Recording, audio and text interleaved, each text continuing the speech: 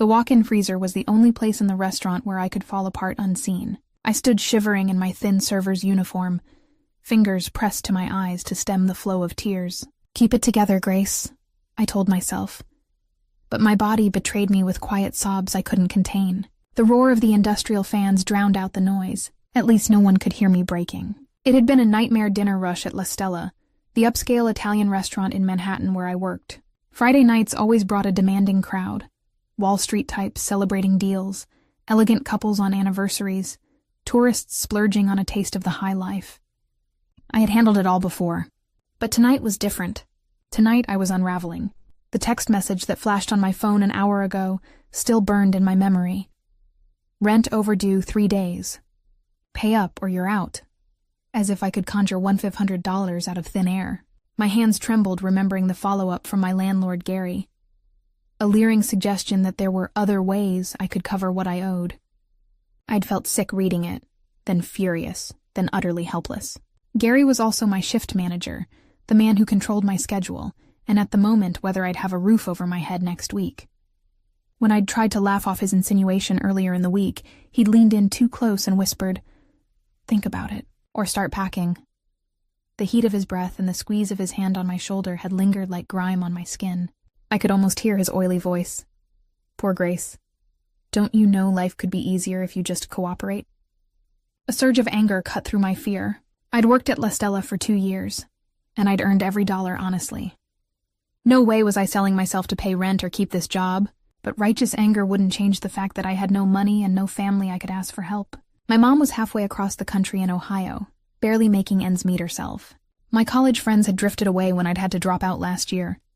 Bills from Dad's hospital stay ate through the tuition fund, and after he passed, I couldn't keep up with school and an apartment on a waitress's wages. At 24, this job was all I had, and losing it would mean losing everything. I straightened my spine and wiped my face with the hem of my apron. The small mirror on the freezer door reflected my blotchy cheeks and red-rimmed eyes. My dark brown hair, usually neat in a ponytail, had frizzed loose around my face in the humidity of the kitchen. I looked how I felt, fragile, desperate, exhausted. Not a great look for the front of house of a fine dining restaurant. I splashed a bit of cold water from a prep sink onto my face and patted it dry, then pinched my cheeks for color. The last thing I needed was a customer complaining that their server looked like a mess. When I stepped out of the freezer, the comparative warmth of the kitchen wrapped around me, along with the smell of tomato sauce and searing steak. My watch read 9:30 p.m. Only a handful of tables remained occupied out in the dining room. The worst of the night was over. Maybe I could finish the shift quietly and avoid Gary until I figured out a plan. As I headed for the swinging door back out to the floor, I nearly collided with Marisol, one of the other servers, who was balancing a tray of cannoli. Her eyes widened when she saw me. "Whoa, Chica, you okay?" she asked, taking in my face. I must not have hidden the evidence of crying as well as I'd hoped. "Fine," I lied with a tight smile. "Just needed a minute to cool off." Marisol's expression flickered with sympathy. She lowered her voice, though the kitchen noise likely masked our conversation anyway. "He was at it again, wasn't he? I saw Gary following you earlier. Did he say something nasty?" I swallowed, my throat still tight. "It's nothing I can't handle," I replied, which wasn't really an answer. We both knew Gary had a reputation. He hadn't crossed a clear line with me yet, just heavy insinuations and those unwelcome touches that made my skin crawl. But others hadn't been so lucky. Marisol herself had once endured him, accidentally, brushing against her rear so many times in one shift that she'd fled to the bathroom to scream. But she needed the job as badly as I did. Reporting him felt futile. The owner of La Stella was an absentee figure, and complaints always filtered back to Gary himself. It was a vicious loop. Marisol gave me a searching look. "If you want, I can cover your last table so you can head home early." Before I could respond, the kitchen door swung open, and as if conjured by our thoughts, Gary stepped in. His bulk filled the doorway, and his eyes zeroed in on me with that mixture of annoyance and presumptuous entitlement I'd come to dread. "Grace!" he snapped, ignoring Marisol entirely. "Table 7 needs clearing. Quit hiding in the back. We aren't paying you to lounge around." My cheeks burned, shame and anger sparking again under my skin. "We aren't paying you," like the money came from his pocket. He paid me barely more than minimum wage, and I earned every cent taking care of customers while he schmoozed or barked orders. But I bit my tongue. Arguing would only make things worse later when no one was around to see. "Yes, sir," I mumbled, eyes down, and hurried past him. I felt his gaze linger on me as I went, like the touch of a clammy hand across my back. Just get through tonight, I thought. Tomorrow, figure something out. I stepped out into the main dining area, glad to escape his presence. The restaurant had settled into a post-dinner lull. Soft jazz music played over the speakers, and the lights were dimmed to a gentle amber glow. Only a few tables were occupied now. My heart still pounded from the close call in the kitchen, but I forced myself to focus. Table 7, near the broad front windows, was empty save for dirty plates and crumpled napkins. I grabbed a bussing tray and started clearing it. Each clink of dishes against the tray was oddly soothing, a small, normal task I could control. One plate, one glass, one napkin at a time. My breathing slowed to match the rhythm of cleaning. I didn't realize someone had approached until I sensed a figure standing on the other side of the table. I looked up, plate in hand, and my breath caught. A man I had never seen before stood there, watching me. He was tall, well over 6 feet, with a charcoal suit tailored so sharply it looked like it had been sewn onto him. Under the jacket, a crisp white shirt was unbuttoned at the throat, where I glimpsed a thin gold chain against tan skin. He had the kind of face you couldn't forget. Strong, arresting features as if carved from stone, softened only slightly by the warm overhead lighting. His hair was a rich black, smoothly swept back from his forehead. But it was his eyes that held me. Dark, penetrating, and at that moment, quietly concerned. I realized I was staring. Worse, that he was examining me with a furrow between his brows, as if something about me troubled him. In a flash of self-consciousness, I wondered what I looked like to him. A waitress with puffy eyes, clutching dirty dishes with white-knuckled hands. "I'm sorry, sir," I managed, forcing a polite smile as I set the plate down on the tray. "I'll have your table cleared in just a moment." He continued to regard me, and I noticed now that he wasn't alone. Another man, also in a dark suit, stood a respectful distance behind him, watchful, like security. Something about their posture and quiet confidence made me suddenly aware that this wasn't a regular customer checking on his table. Indeed, out of the corner of my eye, I caught Marisol by the kitchen door, looking our way with an expression of mingled apprehension and awe. Her gaze caught mine, and she mouthed, "That's him." I didn't know what she meant, but my stomach did a small flip. The man with the dark eyes glanced over the disarray on table 7, then back to me.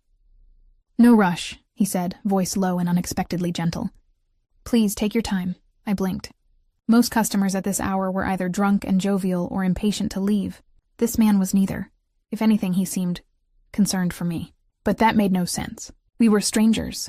"Thank you," I murmured, not sure what else to say. I stacked the last of the glasses onto my tray. When I straightened, I realized he was offering me something.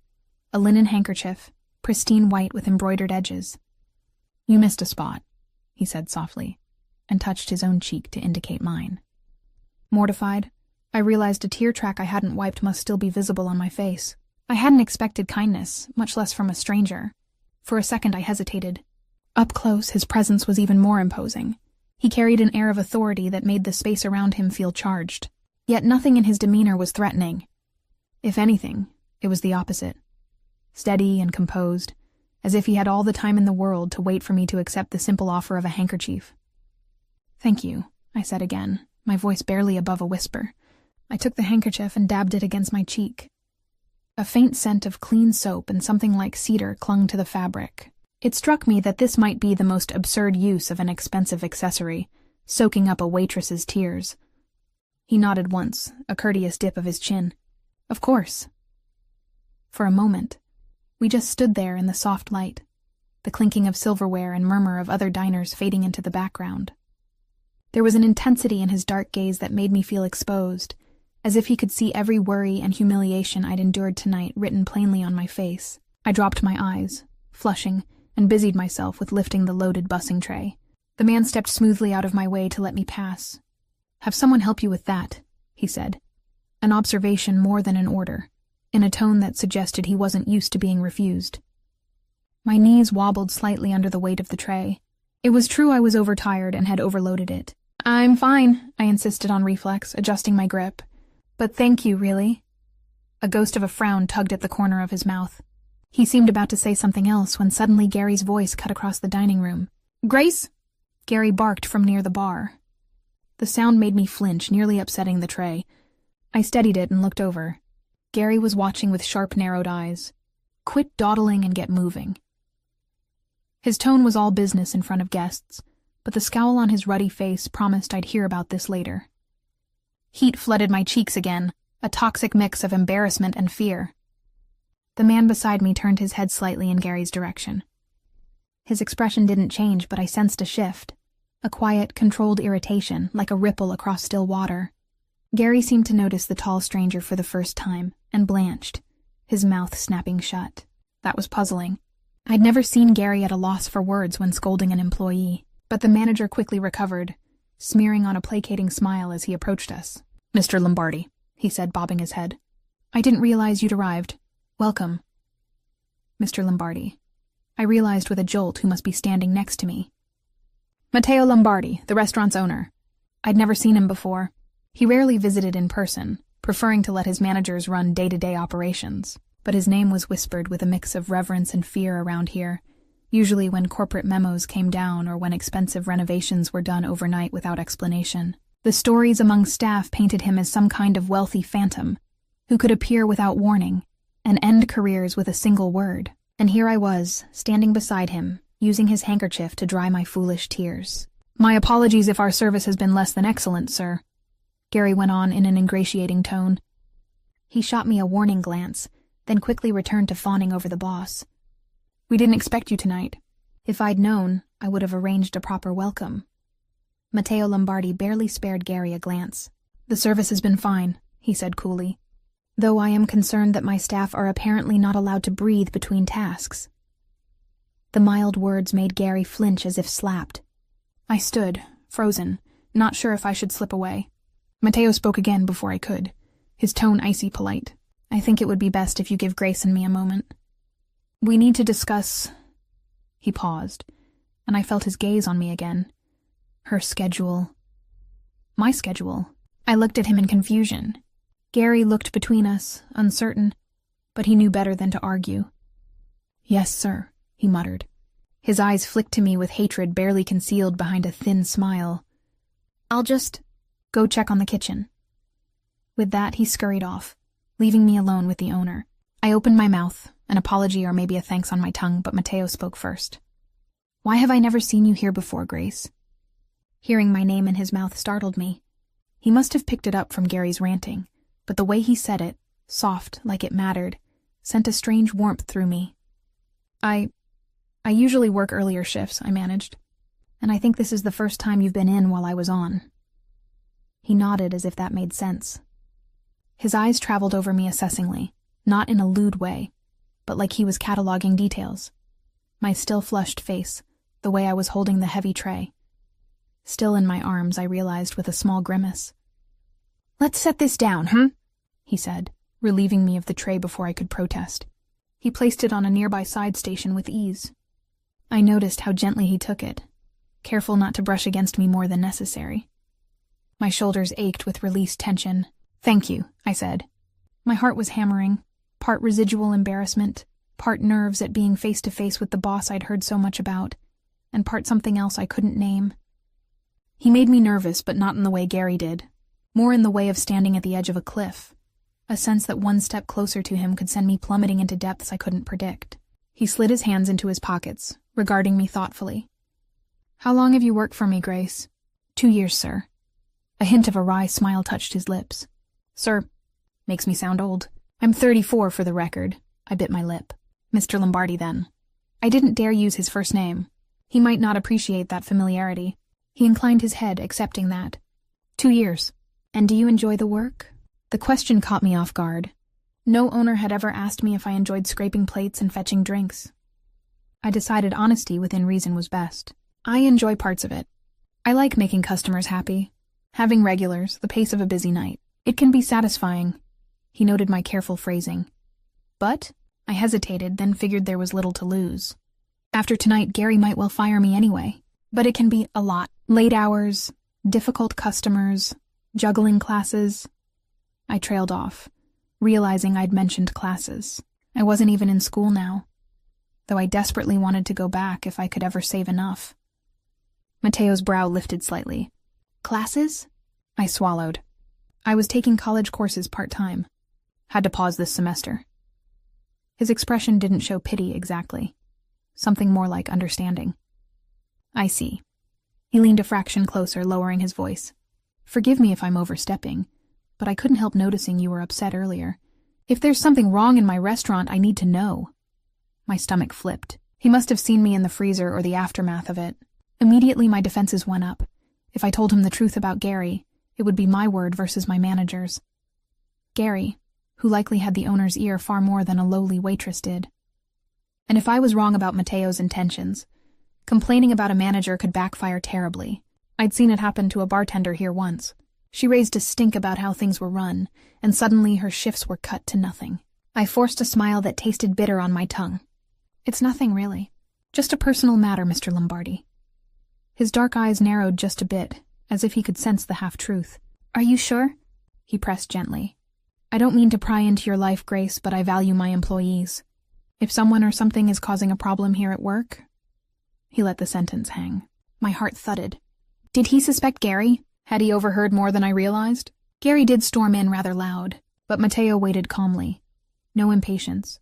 Only that unwavering attention that made me feel like he truly cared about my answer. In that moment, the temptation to unload everything nearly overwhelmed me. To say, yes, your manager is an awful creep who is extorting and harassing me. To let someone stronger and more powerful handle it, just for once.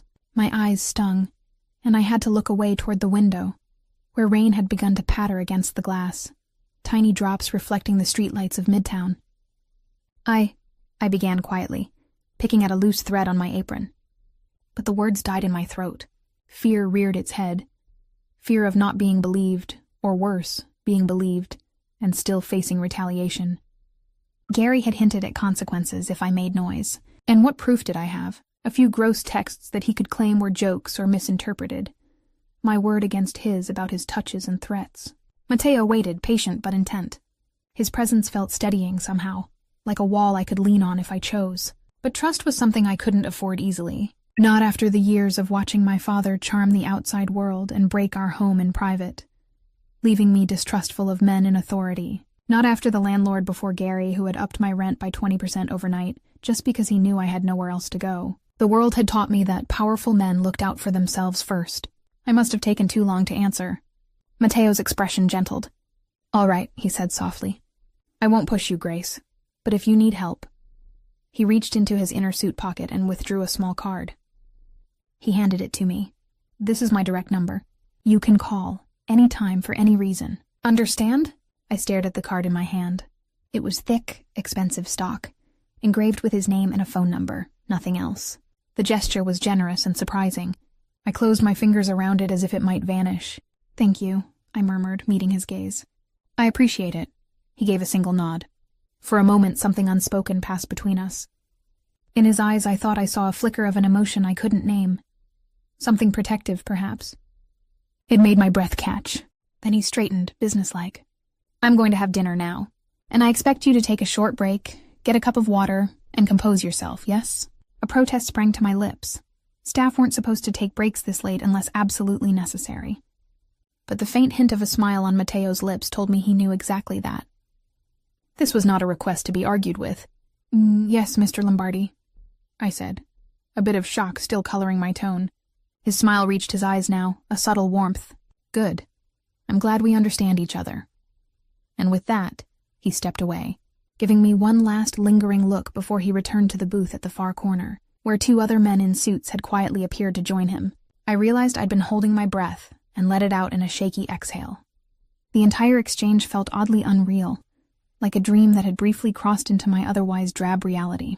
I touched the crisp business card in my hand, and then tucked it safely into my apron pocket alongside his handkerchief, which I had absent-mindedly kept clutched in my fingers. Across the room, I could see Gary hovering near the bar, watching Mateo with a mix of apprehension and rage in his eyes.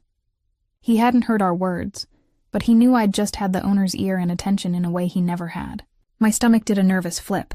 Whatever fragile shelter I'd found in Mateo's kindness, Gary would make sure I paid for it once the boss was gone. Just get through tonight, I reminded myself again. But for the first time in a while, I felt a tiny spark of hope. Maybe I wasn't as alone as I'd thought an hour ago. I poured myself a quick glass of ice water and drank it in the server's nook, feeling Mateo's dark-eyed gaze occasionally flick in my direction from his corner table. True to his word, he didn't ask for anything special, just a simple meal, which Marisol hurried to serve, giving me space. Maybe he sensed I couldn't face waiting on him directly, not with my emotions still raw. I was grateful for that silent understanding. Finally, 10:30 rolled around and the last customers departed. Gary kept his distance, busying himself with paperwork at the host stand, but I felt the tension coiling in the air. I helped Marisol carry the last chairs onto tables and wipe them down. The dishwasher clattered in the kitchen. Chef had long since gone, leaving cleanup to his crew. Matteo Lombardi remained at his table even after his companions left. He sipped an espresso, seemingly unhurried as we closed up around him. It was unusual for any owner to stay this late, let alone in the quiet gloom of an empty dining room. I tried not to notice how he cut a striking figure amid the vacant tables, like the king of an empty castle, surveying his domain in solitude. My plan was to clock out as soon as possible and slip away, but as I came out from the kitchen with my coat and purse, I nearly ran smack into Gary in the hallway by the manager's office. "Going somewhere?" he asked, voice low. Gone was any pretense of workplace cordiality. His small, piggish eyes were alight with anger. My pulse jumped. "Home," I said, trying to step around him. "My shift is over." Gary moved, blocking the narrow hallway that led toward the back exit. His bulk loomed over me, the stale scent of his sweat and cologne making my stomach turn. "Not so fast," he hissed. "Think I didn't see you cozying up to the owner? What lies did you tell him, huh?" My heart began to thud painfully. "I didn't tell him anything," I said quickly. "We just talked about my schedule." "Bull!" Gary's lip curled. "You think I'm stupid? That I don't know a snake when I see one? You were crying all through dinner service, and then next thing I know, you're chumming up to Lombardi. What did you say?" Nothing. I swear," I insisted. My eyes darted toward the dining room entrance. I could still see Matteo out there in my peripheral vision, his back to us for the moment. If I shouted, would he hear? I didn't want to find out. I didn't want a scene. Gary jabbed a finger into my shoulder, pushing me back against the wall. "Listen to me, you little tease," he growled. "Men like Lombardi, they eat girls like you for breakfast and forget you by lunch. If you're trying to use him to weasel out of what you owe me, you're making a big mistake." My blood ran cold. This was a level of menace I'd not heard from him before. Despite the sweat beading on his forehead, he spoke with a quiet certainty. I realized I might have underestimated how dangerous a man like Gary could be when cornered. "Please let me go," I said, my voice trembling despite my efforts to keep it steady. "I just want to go home." Gary leaned closer, his face inches from mine. My skin crawled. "We had an agreement. Rent by tomorrow, or you pay in other ways. That hasn't changed, if anything. Tonight made your situation worse." What do you mean?" I stammered. He sneered. "I mean, if I lose my job because you cried to Lombardi, you'll lose a hell of a lot more. I know people, Grace. You won't be safe even if you walk out of here tonight with his blessing." My blood froze. This was no longer just workplace bullying. This felt like a genuine threat on my safety. Gary's teeth were bared in an ugly grin, and the fluorescent light overhead cast deep shadows under his brow that made him look almost feral. I tried to collect myself. "Gary, I didn't say anything, okay? I didn't." My eyes were pleading now. "Nothing's changed. I'll get you the money. Somehow, some way." His gaze flickered, searching my face for truth. I had the grim satisfaction of seeing a hint of uncertainty there. "Tomorrow," he demanded. "Bring me something, at least half, or... Is there a problem here?" The voice was calm, but it cut through the charged silence of the hallway like a knife. Both Gary and I turned to see Matteo Lombardi standing at the end of the corridor, one hand in his pocket, the other holding his phone. His expression was unreadable, but those dark eyes of his missed nothing. Gary immediately stepped back, his hand dropping from where it had pinned my shoulder. My heart leapt into my throat. How much had Matteo heard? No problem, sir," Gary said, slick and nervous. The change in his tone was instant and obsequious. "I was just discussing some scheduling matters with Grace." I pressed myself against the wall, trying to compose my face. My shoulder throbbed where Gary's finger had dug in. Matteo's gaze flicked to me, and I saw a storm brewing beneath his otherwise cool demeanor. He must have caught the tail end of Gary's threat, if not more. Mateo slipped his phone into his pocket and walked toward us, unhurried. Gary actually shrank a little as the owner approached. The hall was narrow, and when Mateo reached us, he placed himself deliberately between me and Gary, facing my manager with a pleasant smile that didn't reach his eyes. "Gary, I think I'll finish up the lockup myself tonight," Mateo said. "You've had a long day, haven't you?" Gary blinked. "Oh, it's no trouble. I insist." The two words were softly spoken, but had the weight of an order. "Hand me the keys, please." It was like watching a mouse realize it's cornered by a cat. Gary hesitated only a second before fishing the ring of keys from his pocket and handing them over. "Of course, sir," he mumbled. "If you're sure." "I'm very sure," Mateo said. He pocketed the keys. "You're dismissed for the night. We can discuss everything else on Monday." Gary's face reddened. "Yes, sir. Have a good night." He gave me a parting glare full of daggers, then squeezed past us and hurried out toward the main exit. I heard the door whoosh open and shut as he left into the rainy night. Suddenly, all the strength drained from my legs. I hadn't realized how tense every muscle had been until the moment I knew Gary was gone. I sagged back against the wall, closing my eyes, trying to steady my breathing. "Grace." The way Mateo said my name was so gentle, it almost undid me. I felt his hand hover near my arm, not quite touching. "Look at me." I did, and found his face closer than expected. He had bent slightly to be at my eye level, concern evident in the tightness around his eyes. "What did he do?" he asked, voice low and surprisingly tender. It was a tone that implied he already suspected, but needed to hear it from me. I shook my head, tears threatening again, after all that effort to hold them back. "It's nothing."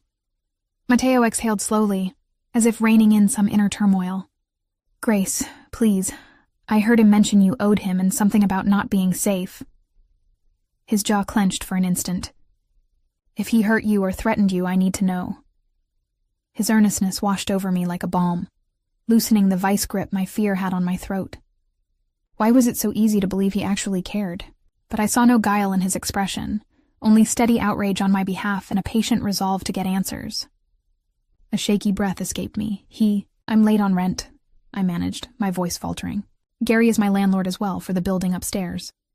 He said if I couldn't pay, that I'd owe him in other ways." I swallowed the bile rising in my throat. He implied if I slept with him, he'd forgive the rent. And if I didn't, I'd be evicted. I broke off, anger and humiliation warring inside me as I confessed. Mateo's hand, which had been hovering, very lightly alighted on my forearm. A comforting touch that sent warmth radiating up from the contact. I didn't flinch. His touch was steady, supportive, utterly different from Gary's grubby pawing. He'd been hinting at it for weeks, I continued, voice hushed. Tonight he basically gave me an ultimatum. I was crying in the freezer earlier because I didn't know what to do. My eyes flickered down, unable to meet his gaze. "When you found me at that table, I was a mess." Mateo's fingers curled slightly around my arm. "You were not a mess," he said, a quiet intensity in each word. "You were in a bad situation not of your making." I let out a breath that was almost a laugh, bitter and sad. "I didn't tell you because I was scared. If you confronted him and didn't believe me or couldn't do anything, he'd retaliate. I guess he did anyway, once he assumed I'd snitched." Something like regret flashed in Mateo's eyes. "I should have known," he murmured. "I saw you coming out of the freezer and your eyes." "Forgive me. I tried to give you the chance to speak, but I should have looked closer sooner."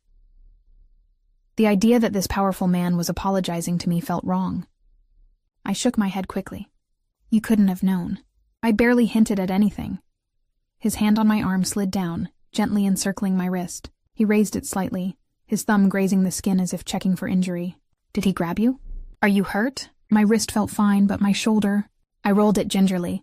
"My shoulder's a little sore. He jabbed me pretty hard, but I'm okay." Mateo's eyes darkened, anger simmering beneath his controlled exterior. "I heard enough to know he was threatening you." I nodded, voice small. He said even if I left here, I wouldn't be safe. That he knew people who could hurt me if he lost his job because of me." Saying it aloud made me shudder. The threat had sounded so real. And with him as my landlord, it wasn't just work. He knew where I lived. A muscle in Mateo's jaw ticked. For a long moment he was silent. I could feel under his composed surface something lethal was held tight on a leash. It should have scared me, but I realized with some surprise that I didn't fear him. His anger wasn't directed at me. It was for me on my behalf. The distinction was stark and important. After a tense silence, he spoke in a low rasp. "He won't hurt you. Not on my watch." The conviction in his tone made me release a breath I didn't know I'd been holding.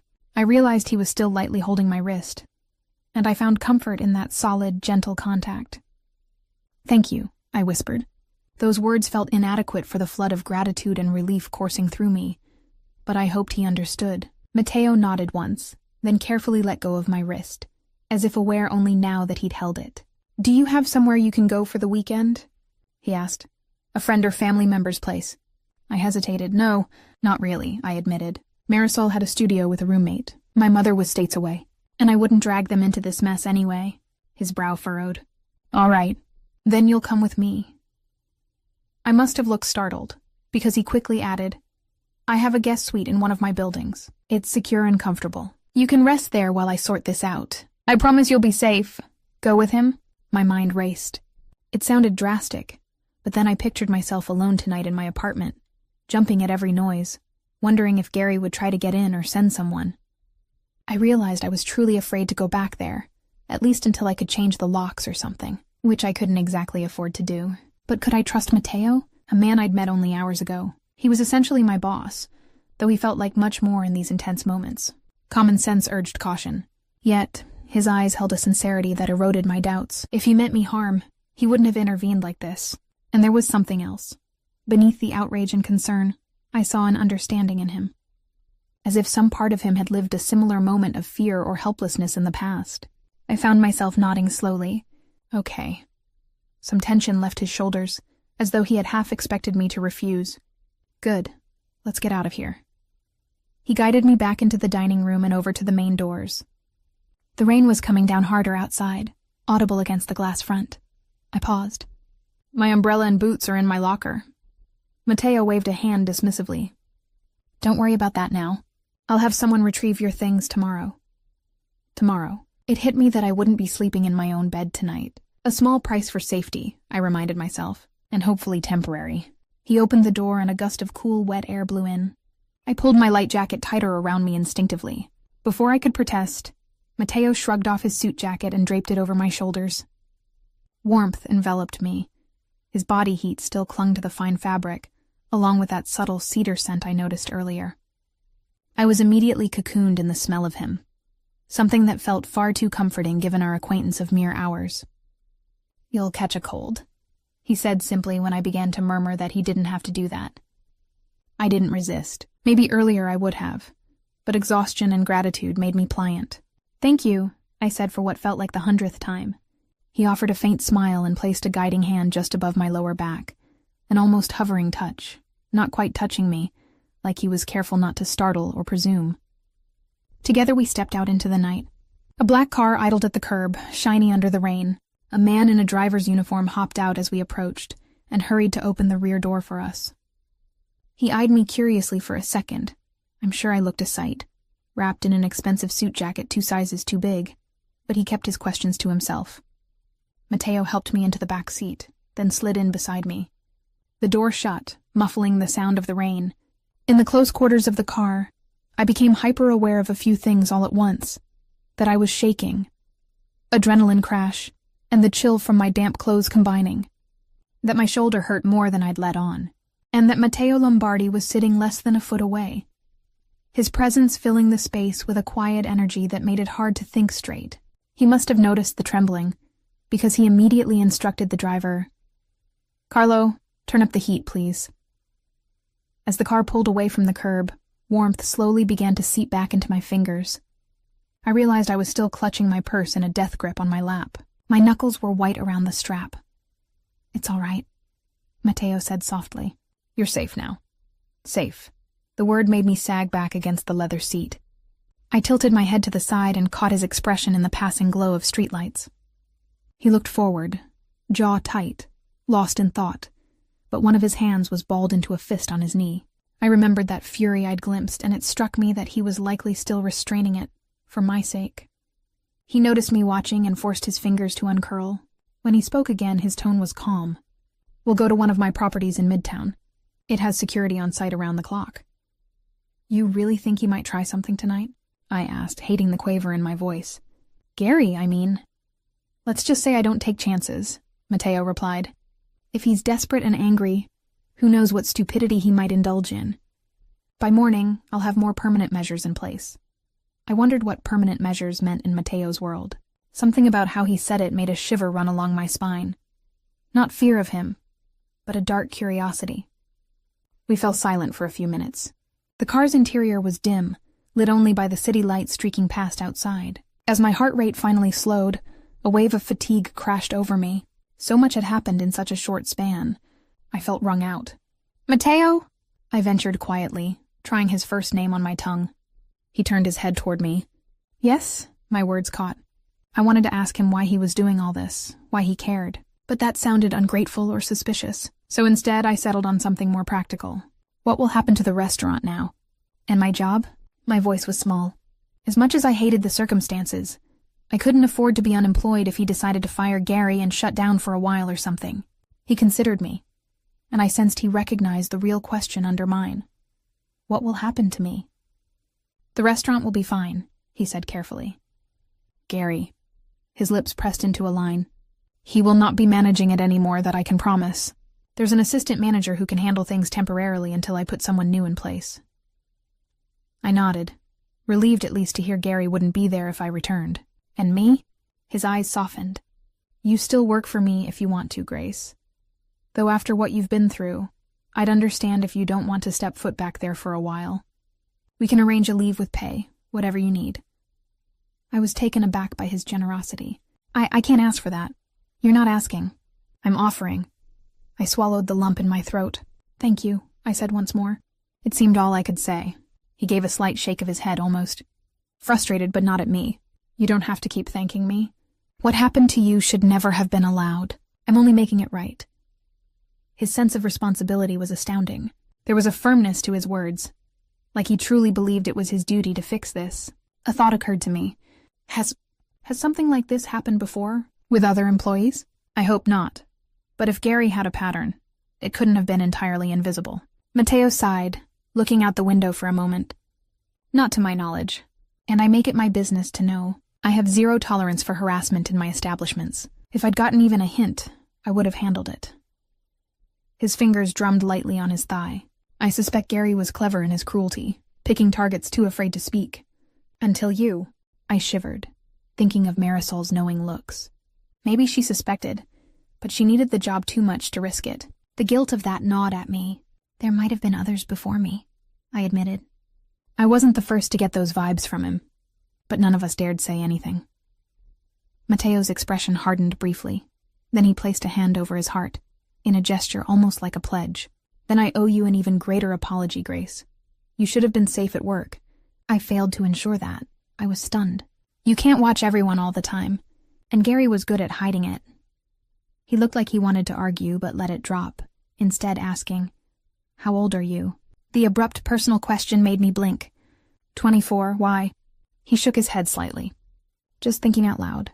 You're 24, trying to pay rent and go to school, dealing with all that. You remind me of someone I knew." Before I could ask who, the car slowed. "We're here, sir," the driver announced. I peered out and saw we had pulled into the private underground garage of a tall building.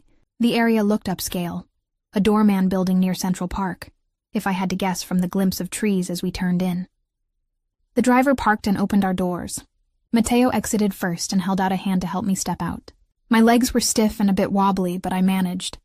He led me to a private elevator. I expected him to punch in a code or a key, but it opened at his touch, biometric maybe, and we stepped inside. With a soft whir, it ascended swiftly. A few seconds later, the doors slid open directly into a spacious apartment. I hesitated on the threshold until Mateo gently urged me forward. "This is my home," he explained. "But you can have the guest room, and there's a lock on the door if that makes you more comfortable." I took a few tentative steps in. The place was gorgeous and surprisingly warm in decor for a wealthy bachelor. The floors were polished wood covered by thick Turkish rugs. Soft lighting illuminated a living room with leather sofas and a wall of windows showcasing a glittering view of the city skyline. It was both luxurious and welcoming. "You live here alone?" I asked, hearing my voice echo slightly in the lofty space. "Yes," he answered, taking the suit jacket from my shoulders and draping it over an armchair. My eyes followed the movement. The shirt beneath clung to his broad shoulders, reminding me that this man had thrown himself between me and danger earlier without hesitation. The memory stirred something in my chest, a mix of gratitude and an uncomfortable flutter of attraction. I shoved the latter aside. It must be the adrenaline and relief making me feel attached to my rescuer. "Please make yourself at home," Matteo said. "You look like you could use a warm shower and rest. I'll see if I can find you something clean to wear. Your uniform—" He glanced at the slight smears of food and sweat on my work shirt, and I flushed, realizing I wasn't exactly fresh. "Sorry," I murmured, self-conscious again. "Don't be. Wait here." He disappeared down a hallway for a minute. I heard a door open and close. Meanwhile, I wandered to the windows. Even in the darkness and rain, New York was alive below.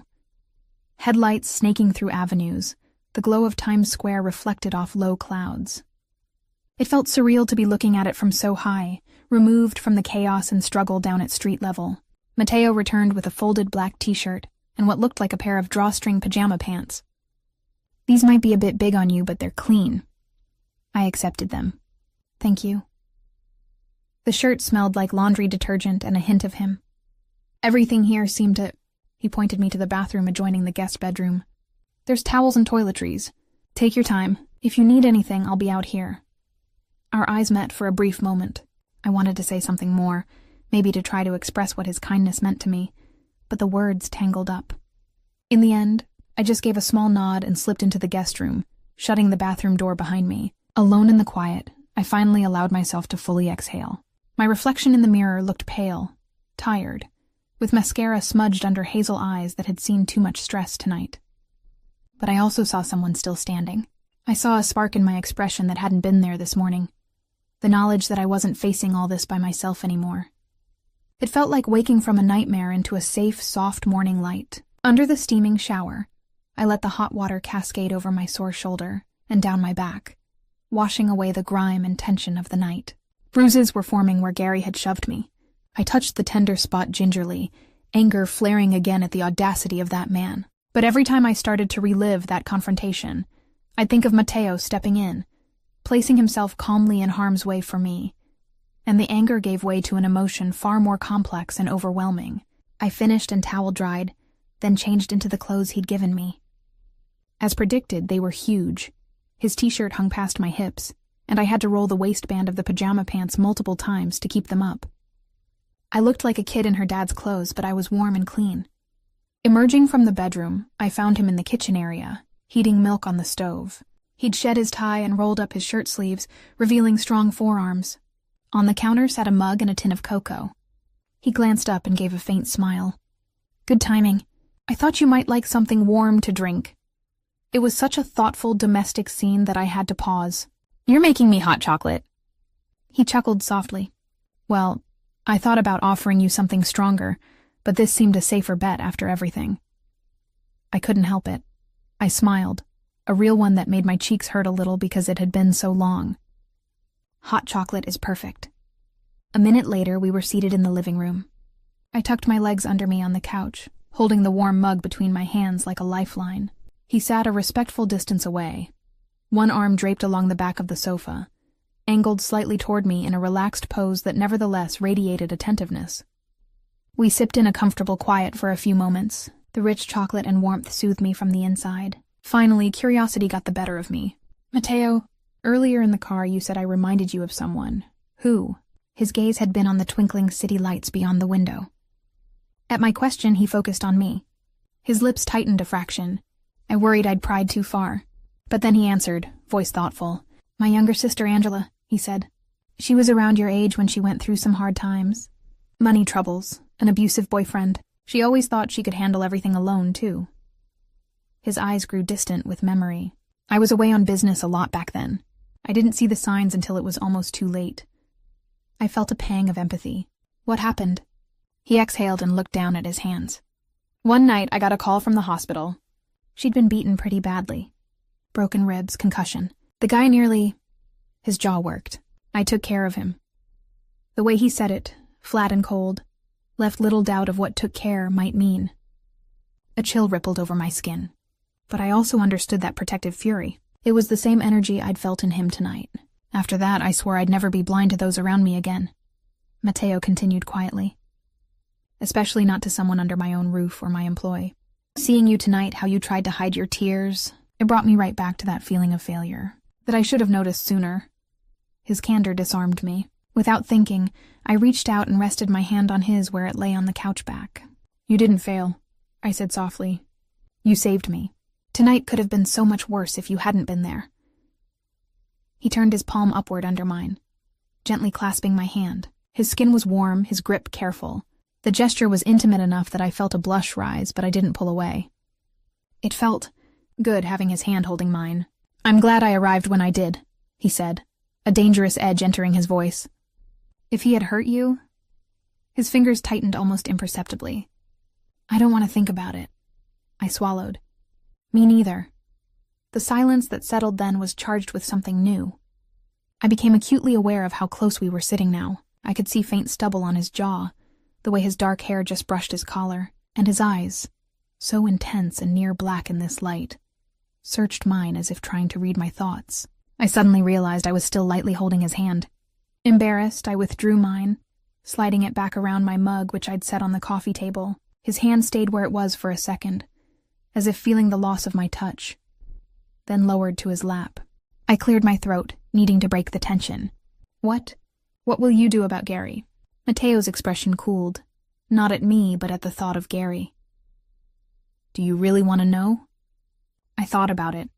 A part of me craved justice. Gary deserved to be in jail at the very least. But something about the way Matteo asked made me think his plans weren't exactly to involve the police. Maybe not, I said quietly. Just promise me he won't kill me in my sleep or something. It was meant to be a half joke, but it came out too raw. Matteo's eyes flashed with alarm. Grace, I told you, you're safe. I won't let anyone get near you. I gave a small nod. I did believe him. Maybe I was naive, but my gut trusted this man who had so far been nothing but my protector. He went on. As for Gary, by Monday he'll be out of the picture. Whether that means facing charges for blackmail and assault or something less. Official, I'll decide by morning. I bit my lip. I don't want to cause trouble for you. His low laugh held no humor. Trouble? The trouble is that he put his hands on you in the first place, that he dared to abuse my trust and harm someone under my care. He shook his head. No, you aren't causing trouble, Grace. You're revealing it. And I'm going to stamp it out. The possessive weight of his words, someone under my care, sent an unexpected warmth through me. It should have sounded condescending, but coming from him, it felt like a promise. I realized something then that perhaps I should have earlier. Matteo, that card you gave me, and all of this, you're not just doing this because I'm your employee, are you? It was a bold question, but I had to ask. I needed to understand why he seemed to care so much about a stranger like me. His gaze held mine for a long moment. I saw conflict in his eyes, as if measuring how honest to be. Finally, he leaned forward, resting his elbows on his knees, hands clasped. When I walked into that restaurant tonight, I was in a foul mood, he said slowly. Business issues, people problems. Frankly, I was just there to ensure my investment was running smoothly and have a meal. I nodded, listening intently. Then I saw you. His voice softened. A young woman trying so damn hard to smile, even with tears barely dried on her cheeks. You looked like you had the weight of the world on you, yet you were still doing your job, still being polite to me. Most people in my life put on an act around me, fear or respect or flattery. But you were genuine. Even hurting, you tried to stand strong. And when I handed you that handkerchief... He broke off, a hint of a smile touching his lips at the memory. I felt my face heat up. I probably looked ridiculous. No, he said, and his tone brooked no argument. You looked brave and honest. He paused, sitting back slightly. At first I told myself it was just basic decency to check if you were all right. But the more I talked to you, the more I realized it wasn't just that. I found that I cared. On a personal level. Something about you... His words faltered as if he felt he was saying too much. An uncertain expression crossed his face. A flicker of vulnerability that made my heart squeeze. I had to respond, to let him know the feeling wasn't one-sided. I've never had anyone stand up for me like you did, I confessed. my fingers tracing the rim of my mug. I mean, friends, yes, but a man, especially not someone in power, it meant a lot more than I can say. And not just because you have resources or strength to help, but because you noticed me. You listened. I offered a shaky smile. Even before you knew the details, you cared enough to give me your number, to insist I take a break. That doesn't happen to people like me. People like you? He echoed, frowning. I shrugged self-consciously. Ordinary people. Girls working as waitresses, struggling with bills. We usually go unseen by guys in corner offices and penthouses. He was quiet for a moment, then. I see you, Grace. I see how hard you work, how you've been dealt a rough hand and keep playing anyway. There's nothing ordinary about that. The earnest conviction in his voice stole any reply I could have made. My throat tightened. When had I last felt truly seen? Possibly never by a man like this. I ducked my head to hide the tears that threatened. I'd cried enough for a lifetime today. Instead, I settled for another sip of chocolate and a deep breath. By the time I looked up, I'd reined in the emotions. It's been a long night, I said softly. I should probably try to sleep. Of course, Matteo agreed, standing and taking my empty mug along with his to the kitchen. Ever the gentleman, he didn't stare or ask if I'd been tearing up again. I'll be up for a while making a few calls. But you have nothing to worry about, and if you need anything at all, just call out. I believed he meant it. As I walked to the guest room, I felt a tug of reluctance. Part of me didn't want to be alone. The adrenaline had faded, and I worried the nightmares would come now, dredging up Gary's threats in the dark. But I couldn't very well ask him to, hold my hand until I fell asleep like a child. He'd already done more than enough. Yet at the doorway I lingered, turning back. Matteo was at the kitchen island, phone to his ear, speaking in a low voice I couldn't quite catch. Conducting business at near midnight, probably about Gary or other pressing issues. He caught my movement and promptly ended the call, striding over. Everything okay? I bit my lip. Would it be all right if I left the door? Just a bit open? Understanding dawned on his face. Whatever makes you comfortable. Then he surprised me. If you'd prefer, I could have someone stand guard at the front door as well. I quickly shook my head. The last thing I needed was some bodyguard hovering, making me even more anxious. No, that's okay. I trust that it's secure. It felt strange, but good to say I trusted him. The slight easing of his shoulders told me he appreciated it. Good night, Grace, he said, his voice gentle. Good night, Matteo. I left the door cracked a foot, a compromise between feeling too isolated and maintaining privacy. The bed was decadently soft, and I sank into it, physically spent. Despite exhaustion, sleep didn't come immediately. My mind replayed the night in disjointed fragments. Gary's snarling face, Matteo's hand outstretched with a handkerchief, the interior of the car, the warmth of his hand holding mine. Eventually I drifted off. The next morning, I woke to the smell of coffee and something deliciously warm and sugary. For a second I thought I was dreaming. But then my eyes opened to golden light pouring through the windows. It took a heartbeat to place myself. The guest room, Matteo's home, safety. I found a new toothbrush by the sink and brushed my teeth, washed my face, then finger-combed my hair. The borrowed clothes from last night would have to do. I certainly wasn't about to put on my stained work uniform again. I folded the sleeves of the t-shirt and rolled the pant legs so I didn't look like a child playing dress-up. In the living area, Matteo stood by the kitchen counter plating what looked like fresh pastries. 2 white paper bags with a bakery logo sat open. He must have had breakfast brought in. He looked up at my approach and gave me that gentle half-smile that did unaccountable things to my stomach. Good morning. Hope you slept all right? I nodded, drawn by the aroma of coffee. Better than I expected, actually. Glad to hear it. He gestured to the cups. I have espresso, black coffee, and some croissants. Wasn't sure what you prefer? Croissants smell amazing. And maybe just coffee with a little milk if you have. He swiftly poured a cup from a French press and added a dash of cream from a little pitcher. I thanked him and took a sip, sighing as the rich, smooth coffee worked its way into my system. We sat at the small dining table by the window to eat. I hadn't realized how hungry I was. I devoured a flaky almond croissant in record time. For a few minutes, we just enjoyed breakfast quietly. The light of morning made everything feel more real, yet I still felt strangely at ease with him. As I finished the last bite, reality pressed at the edges of my contentment. I should probably check my phone, I said reluctantly. I had it off last night and my mom usually texts on Saturday mornings. Mateo nodded. Of course. Your phone is over there with your purse. I retrieved it and winced. Several missed calls from an unknown number, likely my landlord, i.e. Gary, before last night's confrontation, and one from the restaurant's number probably around when I left, plus a flurry of texts from Marisol. Are you okay? 11:45 p.m. Heard Gary left early and you did too? What's going on? 12:10 a.m. Call me, I'm worried.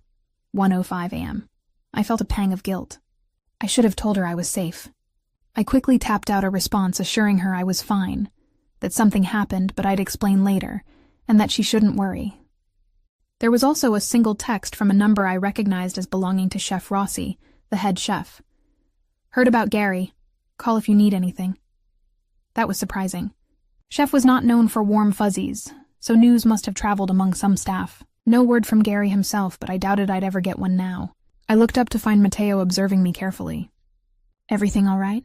I nodded, just catching up. People noticed our departures. He leaned back, studying me as if deciding how much to say. They'll notice more soon. I intend to inform the staff today that Gary has been terminated for misconduct. My heart did a little leap of vindication. Terminated, that was one way to put it. Will they ask for details? Likely not in any formal sense for confidentiality. But rumors will spread. He searched my face. What would you like them to know? It's your call how much becomes gossip. I appreciated him asking. I don't really want everyone knowing specifics. Maybe just that he was harassing staff. People will fill in blanks enough. He inclined his head. Consider it done. I fiddled with my phone, then asked the question that had been nagging at me since waking. And Gary, is he... will I ever have to worry about him again? Mateo's expression cooled. Not at me, but at the thought of Gary. No, you will not. I made sure of that last night. I tried to read him. So he's alive? A trace of a smirk. Yes, in a manner of speaking. Let's just say he had an abrupt change of heart about his career and has left town permanently. I wondered if left town was a euphemism, but I decided not to dig further. I trusted that Mateo meant it when he said I'd never have to worry. That was enough for me. I let out a breath I felt I'd been holding for months. The relief was immense. I don't know how to thank you, I said softly. Mateo reached across the table, covering my hand with his. You don't owe me thanks. I'm only sorry you had to endure any of it in the first place. His hand was warm and strong over mine. Our eyes met, and in the morning light, I saw faint golden flecks in his irises that I hadn't noticed before. They were beautiful, and the concern and kindness shining in them even more so. My heart swelled with an emotion I realized was becoming dangerously close to affection. Dangerous because falling for a man like Mateo, whose life was miles removed from mine, could only end in heartbreak, right? Yet here he was, defying all my preconceived notions of what a Mafia boss, or whatever whispers said about him, would be like. I still didn't know the full extent of his business dealings, and maybe I didn't want to. I'd seen enough in movies and news to fill in blanks. Money, power, occasional violence done in shadows. But also loyalty, protectiveness for those under his wing. I remembered how Gary had instantly changed when addressing him, the fear. Mateo commanded fear and respect clearly, but he had shown me nothing but gentleness, at least when I wasn't being threatened. I recalled that lethal edge in his voice toward Gary and shivered. What's going through your mind? He asked quietly, thumb unconsciously stroking the back of my hand in slow arcs. I blushed at being caught in contemplation. Just how unexpected all this was, I admitted. Yesterday I woke up thinking it would be a day like any other. Go to clinical lab for school, then work my shift, endure whatever new hell Gary had, go home. And now, 24 hours later, everything's different. Different good or different bad. His tone was careful, but I heard a hint of vulnerability. I flipped my hand to squeeze his. Good. Scary at times, but good. He smiled, and in that smile I saw some tension release. He had been worried about what I thought of him, I realized. Worried I might view him as some sort of monster, after hearing the things he likely did to resolve this. Impulsively, I decided to be bold. I know you're probably involved in things. Beyond just restaurants, I said, choosing my words delicately. I felt his hand stiffen slightly under mine, but I hurried on. I'm not naive. Last night on the phone I heard you say not to get the police involved, so I can guess. And I'm not judging. You did what you had to keep me safe. Matteo looked at me, surprise and a touch of relief coloring his features. Most people would run the other way, knowing what you likely know about me. I gave a small shrug, summoning a half smile. Maybe I'm not most people. Or maybe it's that I owe you too much to be afraid. Either way, I'm still here. He lifted my hand and to my shock brushed a kiss across my knuckles. The gesture was old-fashioned, courtly, yet the feel of his lips on my skin sent a lightning bolt of awareness up my arm. I'm very glad you're here, he murmured, eyes never leaving mine. For a breathless moment, the world narrowed to just us. My heart fluttered madly, and I was sure he could feel the slight tremor in my hand he held. Then a buzzing sound shattered the moment. Matteo grimaced apologetically and released me to check his phone, which was vibrating on the table. I have to take this, he said. Give me a minute? I nodded, withdrawing my hand and trying not to feel bereft at the loss of his warmth. He stepped away to answer the call, voice low. I figured it might be work or something. I took the moment to collect myself. That almost intimate moment had heated me more than the coffee. I pressed my hands to my cheeks. Calm down, Grace. This man was just being kind, and possibly flirting, but I needed to keep my head. We had known each other less than a day. True, an intense day, but still. A slow burn, I reminded myself. Anything between us should take time to grow. Rushing into something with someone like him could be a disaster. Maybe he was just feeling protective and responsible. Not necessarily interested in that way. Yet I recalled how he said I reminded him of his sister. That might actually mean he saw me as someone to protect platonically, not romantically. The thought was oddly disappointing. I decided I should probably reach out to my mom while he was occupied. Keeping it light, I texted her.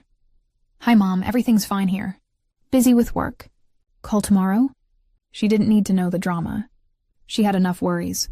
A few minutes later, Matteo returned, phone back in pocket. Sorry, one of my associates. No problem, I said brightly, perhaps too brightly to cover the tension of before. So what's the plan for today? He leaned against the table, arms crossing in a casual stance. That depends largely on you. You can take the day however you want. Rest here, go out, whatever you need. If you feel up to it, I would like you to come by the restaurant later when I talk to the staff. Just so they see you're all right, and to show you have my full support. But it's not required. My stomach fluttered at the idea of facing everyone so soon. Will they know it was me I asked. No, I won't name anyone. But a few might guess or know pieces. It's your choice if you want to address anything or just let me do the talking. I thought about Marisol and Chef, who clearly knew something, maybe not details. They deserved to know the truth, but I didn't want a pity party either. I'll think about it. Of course. He then added gently, also, I took the liberty of having someone pick up some of your things from your apartment early this morning. Just essentials, clothes, personal items. I didn't want you to have to go back there until you were ready. My eyes widened. You did? I wasn't sure whether to be grateful or embarrassed that someone had gone through my place. Thank you, who? A very trusted employee of mine. And Marisol assisted to ensure the right items were taken, he explained. I believe they're in the foyer closet. The thought of Marisol being involved made me both relieved and slightly abashed. But at least it was someone I knew, and it warmed me to think she cared enough to come help gather my things. So everyone knows I was with you? I deduced. He gave a little tilt of his head. Marisol knew you left with me and didn't seem surprised when my guy approached her.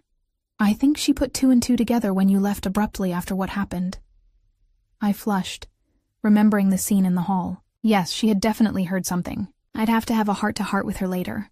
One more thing, Matteo said, almost hesitantly. The apartment where you lived. It's technically mine as well, part of the restaurant building. If you don't want to go back, I can have the lease voided and items moved wherever you want. I opened my mouth, then closed it. Moving out? I'd dreamed of escaping that overpriced, tiny apartment for months, but I had nowhere else lined up, and New York rents were beyond my reach without a roommate or two, and I had none in the wings. I don't know, I said honestly. I hated that place, but I can't afford anything else right now. My plan was to tough it out until I finished school and got a better job. Matteo nodded as if expecting that answer. No rush to decide. For now, consider yourself free of that lease. You can stay here, or I can arrange somewhere else for you short-term. Stay here? With him? My heart hopped. I can't impose. Stop, he said, raising a hand. It's not an imposition. I have more than enough room, And frankly, I'd feel better knowing you're safe under my roof while things settle. I realized his protective streak wasn't going to let me just run back to normal life immediately, and a part of me was thankful for that. The idea of returning alone to that apartment where ghosts of fear still lingered turned my stomach. Just for a little while, I conceded quietly. His shoulders relaxed. Just as long as you need. By early afternoon, we made our way back to the restaurant. Mateo insisted on having his driver take us, though I argued the distance was short and a taxi or subway was fine. He wouldn't hear it. I suppose being careful was now the order of the day, especially until it was clear Gary truly was gone for good. I caught myself scanning the streets, half expecting his glowering face in every passing car, but of course he was nowhere. At La Stella, the staff had been called in for a meeting before opening. We arrived through the back entrance. I walked in at Mateo's side, aware of the curious and concerned eyes that immediately fell on me. Marisol rushed over first and enveloped me in a hug. "Thank God," she whispered. "I was so worried." I hugged her back, whispering apologies for not calling sooner. Over her shoulder, I saw Chef Rossi nodding at me, arms folded, his gruff face betraying relief. A few other servers and kitchen staff hovered, unsure. Mateo raised a hand for attention. The room fell silent. "Thank you all for coming in on short notice," he began. His voice carried effortlessly, full of authority yet devoid of bluster. "I'll get straight to the point. As some of you may know, Gary will no longer be managing this restaurant." A couple of stolen glances, but mostly silence. Nobody seemed inclined to lament. If anything, a weight was lifted collectively. He violated the standards I expect in my establishments, including the respect and safety every employee is entitled to, Mateo continued. "I won't tolerate harassment or abuse of anyone under my employ." I saw Marisol shoot a quick smile of vindication to another server. "They did suspect the truth then. I'll be appointing a new manager soon," Mateo went on. "In the interim, Chef Rossi and I will coordinate operations. If any of you have concerns or information regarding what transpired, my door is open." He didn't explicitly point to me, and I appreciated that. However, I felt a small push at my back, Marisol nudging me gently forward. Clearing my throat, I added, "I'm okay. And I just want to say, if anyone else ever experiences something like, well, what I did, speak up. You're not alone." My voice trembled a bit, but I saw a few nods, some teary eyes among the waitstaff. It occurred to me that perhaps others had brushed up against Gary's ugliness in lesser ways. After that, the meeting dispersed into small groups chatting. Some came up to quietly thank me or just squeeze my shoulder. The camaraderie was touching and a bit overwhelming. At one point, Chef pulled me aside. The burly man looked uncomfortable with feelings, but he managed. "You did good, kid. Don't think we didn't notice things were off. Well, I'm sorry if we didn't step in." I shook my head. "Thanks, Chef. It's all right now." His eyes flicked to Mateo, who was across the room speaking with a couple of servers about schedule changes. Chef lowered his voice. "The boss, he did right by you, eh?" Emotion swelled in me. I nodded. "Yeah, he really did." Chef grunted, satisfied, and muttered something about getting back to the kitchen to prep. When nearly everyone had filtered out to begin setting up for dinner service, or head back home if they weren't working, it was just me and Mateo left in the main dining room. The lights were still down from closed hours. The afternoon sun slanting in through front windows provided a calm glow. "How do you feel?" he asked, coming to stand beside me near table 7, the one where all this truly started. I searched myself. "Lighter," I said. "Relieved and a bit amazed." He tilted his head. "Amazed?" I managed a small laugh. That life can turn on a dime. Yesterday I was so scared and hopeless. Today, I'm free. It's just a lot to take in. He nodded slowly, then reached out to gently brush a strand of hair behind my ear. The gesture froze me in place, pulse skittering. "You are free," he said, almost in a whisper, "and you have a whole life ahead of you to make exactly what you want of it." I looked up at him, at this man who had become my guardian angel in a way, albeit a dark angel perhaps. There was some invisible line between us I felt we were both carefully towing. I realized I didn't want careful distance anymore. "Mateo," I said, summoning courage from that newfound lightness in me. "What do you want? You helped me make a choice about my life. But what about yours?" He seemed taken aback. "What I want?" I stepped a fraction closer, heart pounding. "Yes, is this—" I gestured vaguely between us. "Something you want? Or was I just A responsibility to you? His eyes flashed with something like pain at the suggestion. Grace, you were never just a responsibility. He took my hand then, clasping it between both of his. We stood so close I felt the warmth radiating from his body. Truthfully, I have been struggling all day, trying to maintain propriety when every instinct is telling me to hold you close and never let anything hurt you again. My breath hitched. That raw confession hung between us. I'm not a good man, he continued, voice low and intense. I've done things in my life you might find unforgivable, but I promise you I would never hurt you. And I care for you, Grace, deeply. The vulnerability in his usually guarded eyes undid me. Here was a man feared by many, admitting fear of my rejection. I lifted a hand to his face, resting my palm against the firmness of his cheek. He leaned into the touch almost imperceptibly, eyes closing for a second as if starving for simple affection. I don't think you're a bad man, I whispered. I think you've done what you had to in order to survive and protect those you love. I see you, Matteo, just like you saw me. His eyes opened, and they shone with emotion now. He turned his head to press a kiss into my palm. A silent thank you, or perhaps an I can't believe what I'm hearing.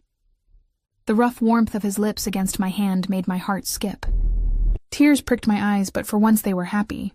And in case it wasn't clear, I added softly, I care for you too. This might be fast and crazy, but I do. A quiet sound escaped him, half groan, half sigh of relief. He slid an arm around my waist, drawing me slowly against him. I went willingly, heart thudding as his other hand rose to cradle the back of my head with gentle strength. Is this okay? He murmured, searching my gaze one more time for doubt. In reply, I rose on my toes and closed the remaining inches between us, pressing my lips to his. The kiss was tentative for barely a heartbeat, both of us unsure, trembling with anticipation. Then he responded, kissing me back with a tenderness that nearly brought tears to my eyes. He tasted of coffee and something sweet, and he kissed like a man unhurried, savoring the softness, the connection. His arm tightened around me, anchoring me to him, while his fingers wove into my damp hair. I looped my arms around his neck to steady myself as the world seemed to tilt pleasantly. I felt an overwhelming sense of safety and longing all at once.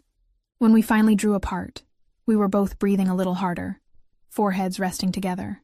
I realized I was quietly crying. A few tears had slipped free. He noticed too and brushed them away with his thumb, concern furrowing his brow. These better be happy tears, he teased gently, though his voice was huskier than usual. I laughed softly, nodding. Very happy. The smile that spread across his face was radiant, transforming his usual serious expression into something almost boyish. It struck me then how rarely he probably allowed himself moments of simple joy. You have no idea how happy that makes me, he said. Maybe I did, because it mirrored my own feelings. We lingered there in each other's arms, in the quiet afternoon hush of La Stella, where just last night, my life hung in a balance of fear. Now that very place had become the backdrop to an entirely different scene, a beginning rather than an end. After a while, we knew we had to part, at least physically, to get on with the day. Dinner service would happen, life would move on, but everything had subtly changed. Matteo kept hold of my hand or waist whenever he was near enough, small touches that reassured us both this was real. I helped Marisol for an hour to ease the transition, though Matteo insisted I was on leave. It felt good to engage in normal activity, like clearing some shelves, but my body still thrummed with excitement and some leftover adrenaline. Eventually, he managed to pry me away, playfully ordering me with mock sternness to rest. Doctor's orders? I joked as he guided me to the car waiting out front. I can have a doctor prescribe bed rest if needed, he threatened, eyes dancing.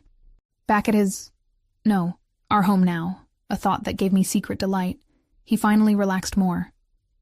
We spent the evening cooking a simple pasta together, talking about lighter things, favorite movies. He was secretly into classic black and white films, which made me grin, my funniest customer stories, his disastrous attempts at college cooking that led to nearly burning down a dorm kitchen. It was easy, comfortable, like we'd known each other far longer. Later, as we settled on the couch to watch one of those old movies, his arm around me, my head on his shoulder, I felt a peace that had been absent from my life for years. The shadows under my world had receded, replaced by the warmth of newfound hope. Mateo pressed a kiss to my hair. "Penny for your thoughts," he murmured.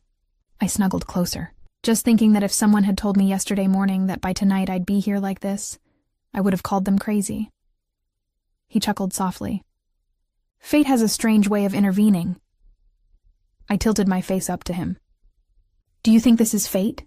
He considered that, dark eyes thoughtful but bright. "I think we crossed paths at the exact moment we both needed someone. If that's fate, then yes." Then he gave me a more serious look. "I also think fate only takes one so far. We choose what to do with it." I felt the truth of that. He'd offered help, but I'd chosen to trust him. He had likely fought an internal battle to not brush off my plight as just a passing problem. We both stepped toward each other of our own free will. "I'm choosing this," I said quietly, reaching up to caress his cheek, feeling a bit of rough stubble that had grown since morning. "I'm choosing you!" His breath hitched and he turned fully to wrap me in his arms. He didn't speak for a moment, holding me as the film played on forgotten. His heartbeat was steady beneath my ear. Finally, he whispered into my hair, "And I will keep choosing you, every day." I knew life wasn't magically going to be perfect. There would be difficulties, our worlds meshing, the moral complexities of his life, my finishing school, perhaps whispers or dangers from his line of work. But I felt in my soul that whatever came, we would face it together. He would protect me, and perhaps I could be a safe harbor for him from his storms. As the credits rolled on the movie, I smiled to myself thinking of the dramatic title I'd whimsically come up with that started all this. Mafia boss walks into his own restaurant and finds a waitress in tears. But what follows is worse. "Worse," I mused aloud, catching his attention. He looked at me curiously. I smirked. That title was definitely wrong. What followed wasn't worse at all. Understanding lit his face, and he laughed softly. "No, I'd say better. Much better," I agreed. He brushed a kiss on my lips, softly, tenderly. "I promise, from here on out, I'll do everything in my power to make sure what follows is better, for both of us." I believed him with every fiber of my being. Closing my eyes, I let myself melt into the sweetness of that kiss and the strength of his arms around me, knowing that whatever tomorrow brought, I wouldn't face it alone. Together, we had found something unexpected and beautiful amid the darkness, something real and worth holding on to, and that, more than anything, felt like the hopeful beginning of a new chapter neither of us had seen coming.